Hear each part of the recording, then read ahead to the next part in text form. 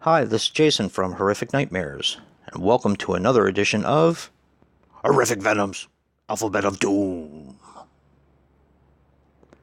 Now, this is a collaborative series I do with my very good friend, Eric, from Last Venom 76, where we do a two-part review. He handles part one, which is a martial arts masterpiece, and I do part two, which is a horror recommendation. We are working through the alphabet, and today's letter is I.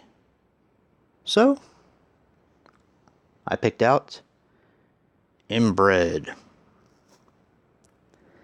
Inbred is a 2011 film, which runs approximately 90 minutes, and is written and directed by Alex Chandon.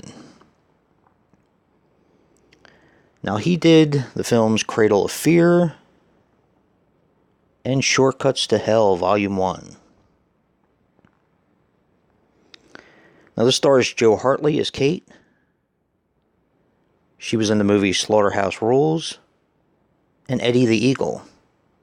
She was also in a film I just watched recently and I got from my very good friend Tony of Horror and College, When the Lights Went Out. This also stars James Dougherty as Jeff. He was in The Forgotten and Closed Circuit. Seamus O'Neill as Jim. He was in Warhorse and Murder in Mind. And finally, James Burrows as Tim. He was in Robin Hood, the newest one, and Eden Lake, which is a tremendously underrated film. Definitely check that one out. Eden Lake is really, really good. Now, this movie was made for £1,250,000. And an interesting thing about this film was this was screened at the 13th edition of the Blood Movie Watchers. Not really sure what that is, but it was screened there. Now, this has a pretty simple premise. Look at these characters. They're pretty cool. The premise is as follows. A group of troubled kids go to a house to kind of fix it up and do some community service. While they're there, they kind of find out they're in this hick town where the people are just a tad bit odd. Eventually, they're captured by the people of this hick town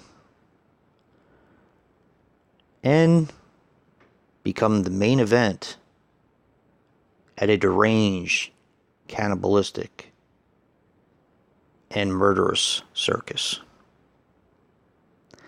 Now, this movie is a lot of fun. The characters you see on the front are basically from the circus. They don't always look like this. This is basically like the show that they're putting on. It's a fun movie. It's been a while since I've seen it. Now, I will admit this. I picked this based on my first watch. In watching it this time, I didn't quite like it as much as I did the first time, but it was pretty close. I just remember really enjoying it the first time. And I bought it, I believe I bought it used from FYE, so I've had it for a little while. So I decided to take it out and do it for letter I and give it another watch. And like I said, it didn't really have the same effect on me as it did last time, but I still really enjoyed it. There were some definite cons in this one. The practical effects in this film are great, but they're not all practical.